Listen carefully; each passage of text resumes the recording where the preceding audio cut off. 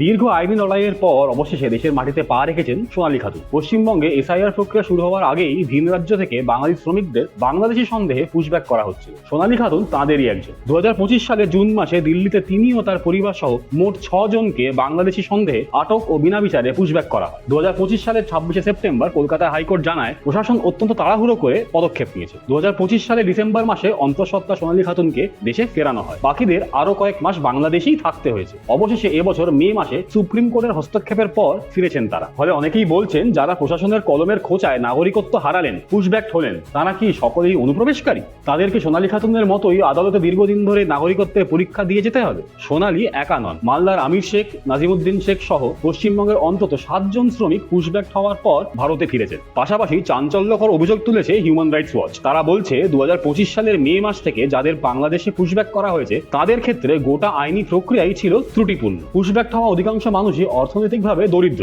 এবং ধর্মে মুসলিম। ফলে কেউ কেউ এখানে রাজনৈতিক অভিসন্ধির গন্ধও পাচ্ছেন। বিধানসভা ভোট জুড়ে এসআইআর কে কেন্দ্র করে উত্তাল হয়ে উঠেছিল পশ্চিমবঙ্গ। বাংলায় নাকি কোটি কোটি অবৈধ অনুপ্রবেশকারী লুকিয়ে রয়েছে, এমনটাই বলেছিলেন তৎকালীন বিরোধী নেতা শুভেন্দু অধিকারী। তিনিই বর্তমানে পশ্চিমবঙ্গের মুখ্যমন্ত্রী, যার দাবি এর মধ্যেই নাকি অন্তত 10,000 অবৈধ বাংলাদেশি অনুপ্রবেশকারীকে পুশব্যাক করা হয়েছে। আরো প্রায় 1800 জনকে নাকি করা হবে। মালদা, মুর্শিদাবাদ, উত্তর চব্বিশ পরগনা ও নদিয়ায় তৈরি হয়েছে একাধিক হোল্ডিং সেন্টার। সেখানে নাকি 400-র বেশি অবৈধ নাগরিক রাখা হয়েছে। কিন্তু তথ্য বলছে বাংলাদেশের সরকারের কাছে 2680-টিরও বেশি পুশব্যাক সংক্রান্ত মামলা আটকে আছে। ফলে সন্দেহভাজনদের পুশব্যাক করা হলেও অনেক ক্ষেত্রেই তাদের নিতে চাইছে না বাংলাদেশ সরকার। এহেন পরিস্থিতিতে সোনালী খাতুনের এই প্রত্যাবর্তন জন্ম দিয়েছে একঝাঁক বিতর্কের। যেখানে এত এত মানুষকে পুশব্যাক করেও আদালতের নির্দেশে ফিরিয়ে আনতে বাধ্য হচ্ছে সরকার, সেখানে সরকারের এই অভিবাসন নীতি নিয়ে প্রশ্ন থেকেই যাচ্ছে। রাজ্য জুড়ে এসআইআর প্রক্রিয়ার পর তালিকা থেকে বাদ পড়েছেন প্রায় 27 লক্ষ মানুষ। লজিক্যাল ডিসক্রেপেন্সি, সরকারি ত্রুটির জন্য বাদ গিয়েছে তাদের নাম। অনেকের মামলায় এখনো ট্রাইব্যুনালের বিচারাধীন। তাদের মধ্যে ঘন হচ্ছে পুশব্যাক হওয়ার আশঙ্কা। যদি একজন বৈধ ভারতীয় নাগরিককেও ভুলবশত বাংলাদেশ পাঠানো হয়, তাহলে সেই ভুলের দায় কার?